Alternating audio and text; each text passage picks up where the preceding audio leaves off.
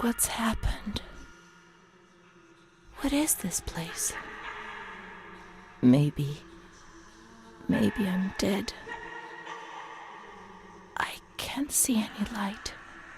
Maybe I am dead. I can't get up. What's going on? What's happening to me? There's no one here, but these noises. God, my head is killing me. I can't keep my eyes open.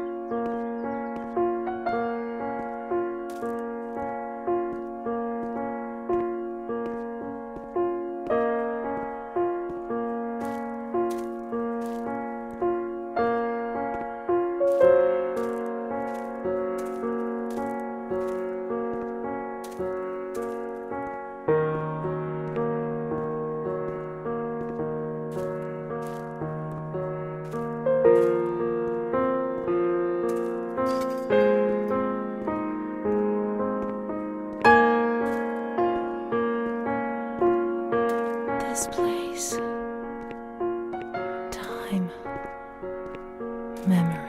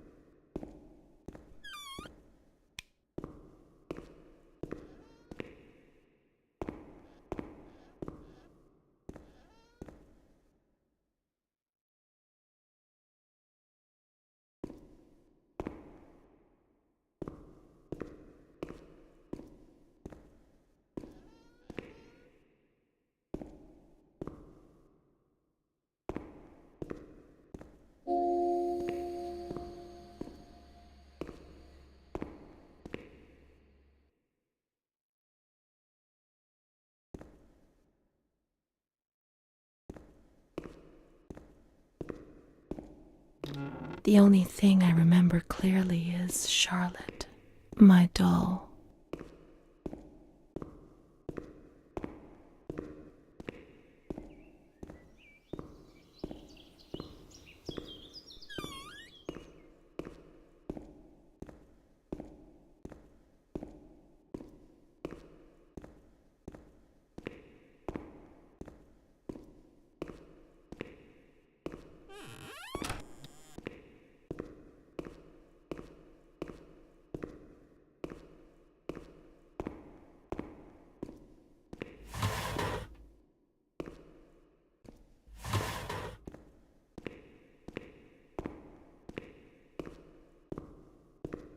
Nobody says we can't. Let's find Charlotte.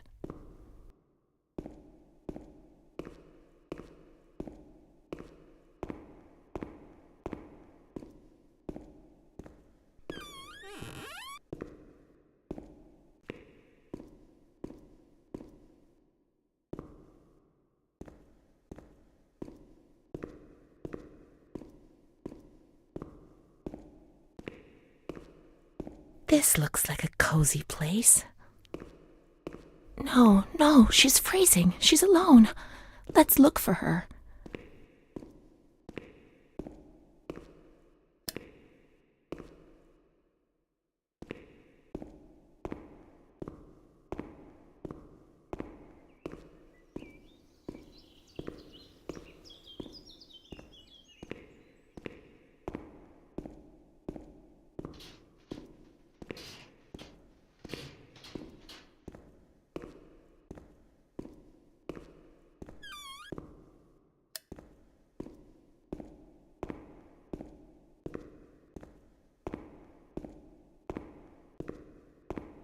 Let's find Charlotte.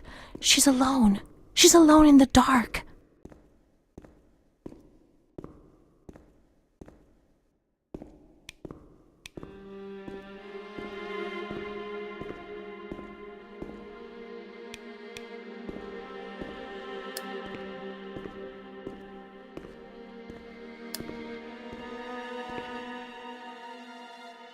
Mummy took good care of Charlotte. She tucked her in, hugged her, gave her cuddles and kisses. She was very affectionate and loving. Nothing bad happened to Charlotte, and that surprised me. I didn't understand. At first, I was quite scared. I was afraid that she wanted to hurt me. I lived in constant fear that Mom would abandon her. Because I didn't deserve to live. I didn't deserve to be loved.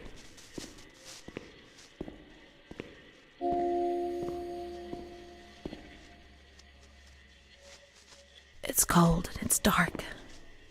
Look, she's cold. She'll get ill. We can take care of her. Nobody can stop us. Charlotte is a good girl. Those lamps could make the room warmer, but Charlotte's not happy. She doesn't feel well.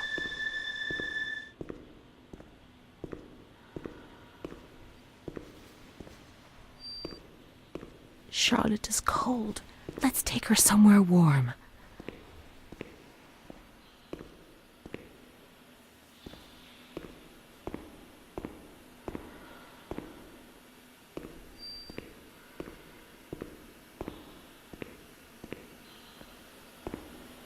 He doesn't want to. Not Charlotte.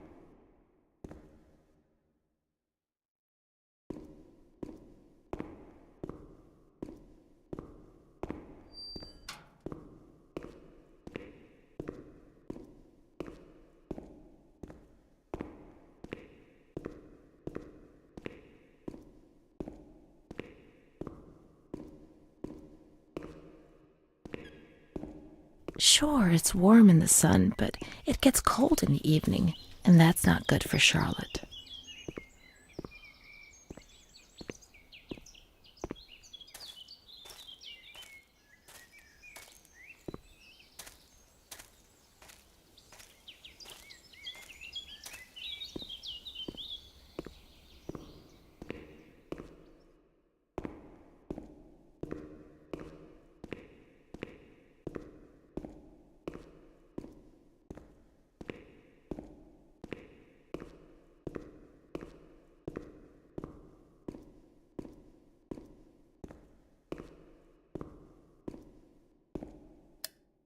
He doesn't want to. No. In the town of light, he doesn't want to.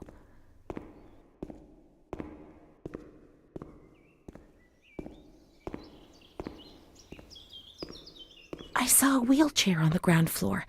It's comfortable there, and we can put Charlotte somewhere warm.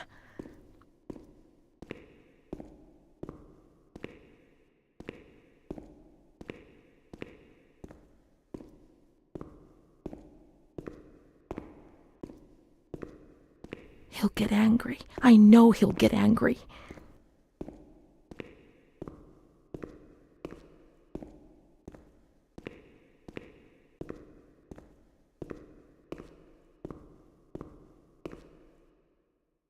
Charlotte will be comfy here.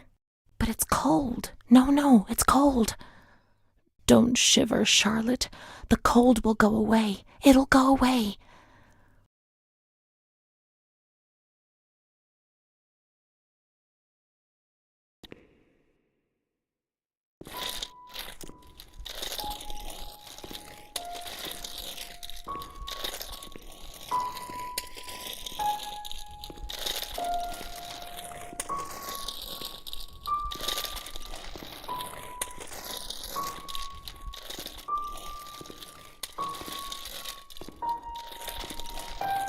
We must find some warm lights. Let's go to the surgical ward.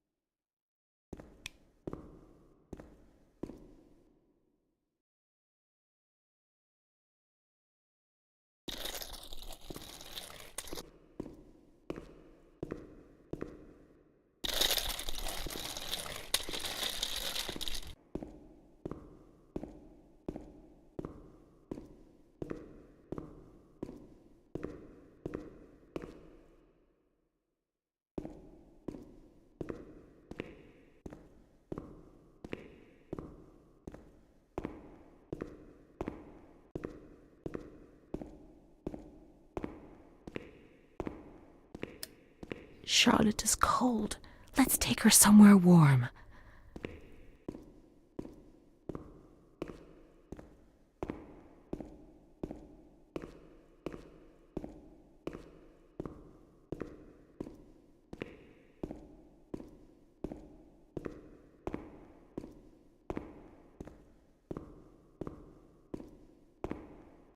Let's take Charlotte to the surgical ward. The lights will warm her up.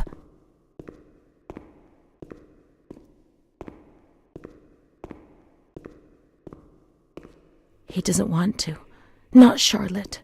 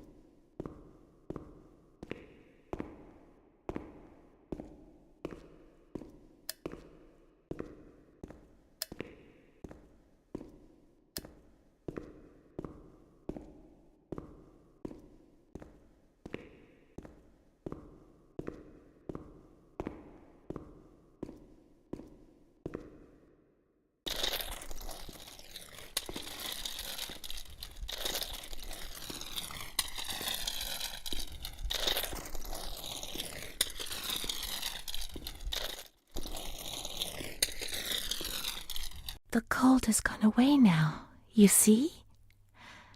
The light, the warmth. We can do it. The cold will go away. It has to. Now we can enter the ward where everything started.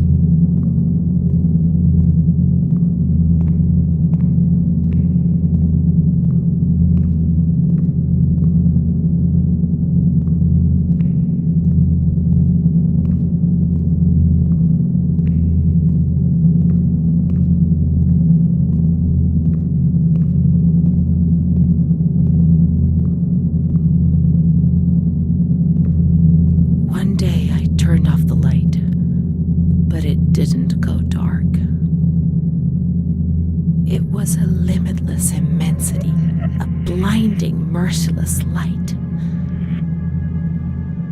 I was 16 years old, and I was afraid, always afraid, a fear that wore me down. I needed help, but I couldn't speak. I was terrified of everything, even thinking. They said they were taking me to a place where the fear would go away, where I would get better. I stopped living in there.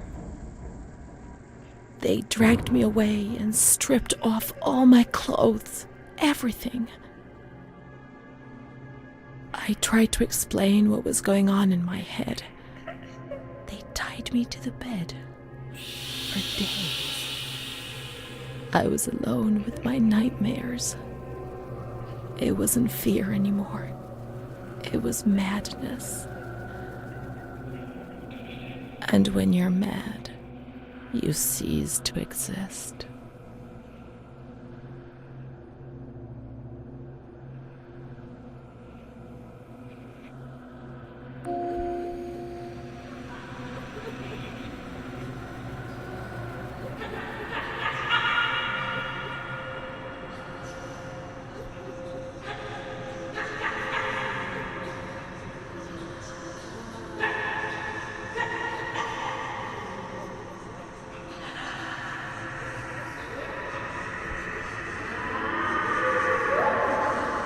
She was my only hope in this hell.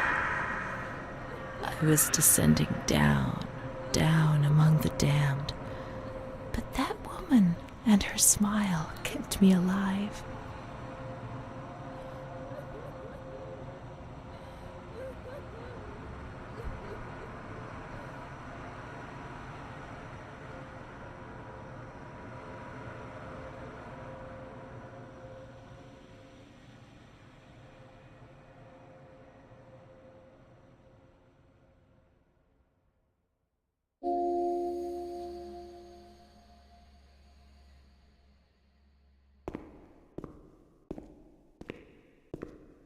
The door is locked from the outside. Here, the doors can only be locked and unlocked from the outside.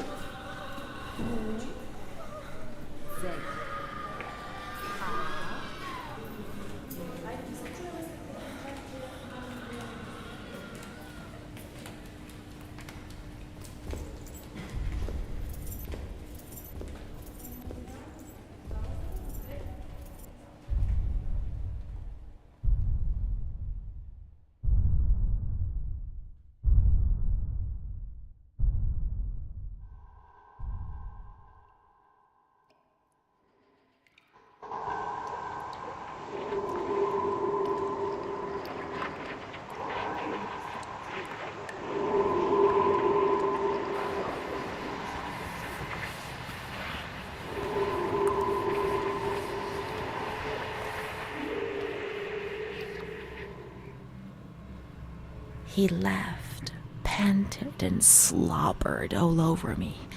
It hurt me when he touched me. I thought I'd suddenly split open with a loud crack, and I would be shattered into pieces. I felt fragile, sick, dirty, degraded. All I could do was clutch Charlotte tightly while René obeyed. He was the master in the realm of light. I was being consumed by the evil act I had committed.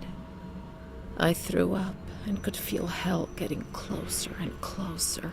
Those tests the doctors did to me. They said there was something growing inside, and they wanted to drag it out of me.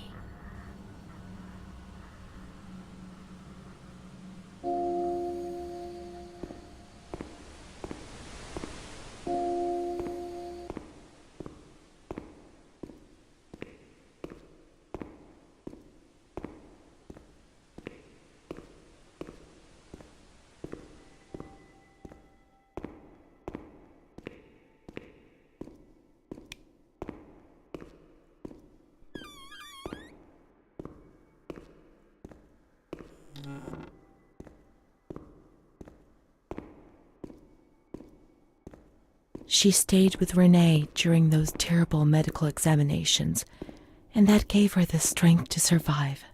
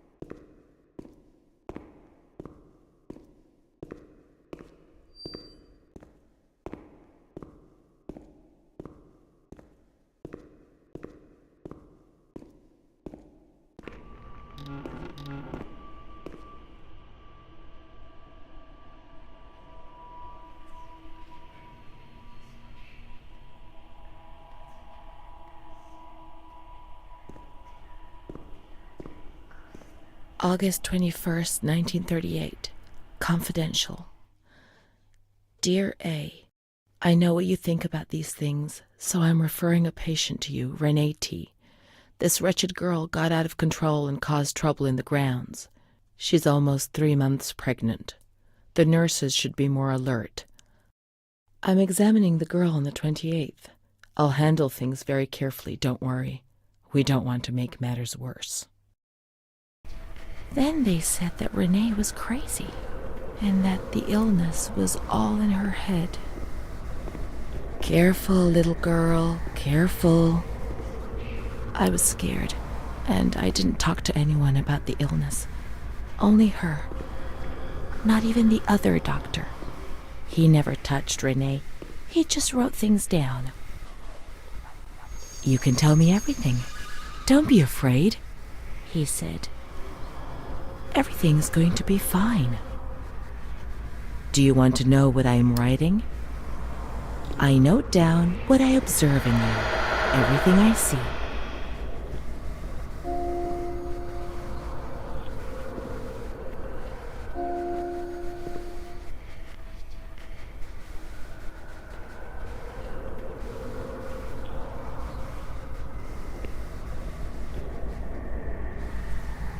March 12th, 1938. Renee T., 16 years old. Menstruation at age 12. Housewife. Father unknown. Mother a seamstress. Admitted in observation yesterday morning from Pontedera, accompanied by a police officer authorized by the examining magistrate of the Court of Pisa to be admitted for a psychiatric evaluation, which I have carried out. Medical certificate. Mental illness preceded by warning signs.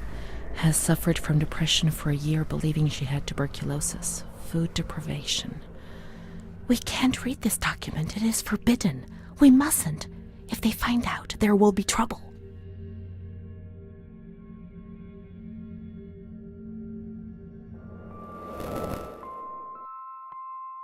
Have you ever wondered who you are? Yes, of course you've wondered.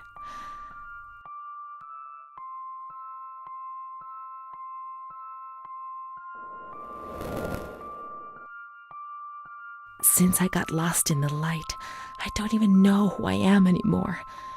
Let's read it and try to understand. She is frightened, hears noises and ghosts, presents serious signs of anxiety psychosis, suffers from hallucinations. She is anxious, confused, her expression is distressed, a questioning look as if terrified, disoriented. She feels confused, hears voices shouting in her head. She doesn't understand things properly. She has been feeling unwell for 2 or 3 months. When questioned, she replies, "My mother wants to hurt me. I am always scared of her. She chases me." "Why are you here?" "I argued with my mother and was so upset that I felt like my head was spinning. There was a woman there who wanted to force me into a life of prostitution. They wanted to condemn me to be burned at the stake. Children whispered, called my name." March 16th. She couldn't sleep last night. They wanted to condemn her to be burned at the stake. April 4th. Transferred to the calm ward, still under my supervision. Yes, that's true. The ward where Amara was. Yes, the stake. The children wanted to burn Renee. She had to pay for what she'd done, like witches at the stake.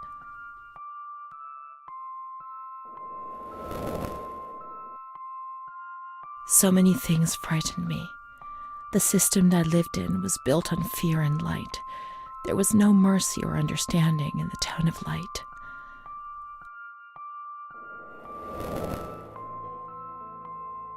I didn't know what reality was. I never did. I've known many different realities, maybe too many. When you move, everything changes its appearance and meaning.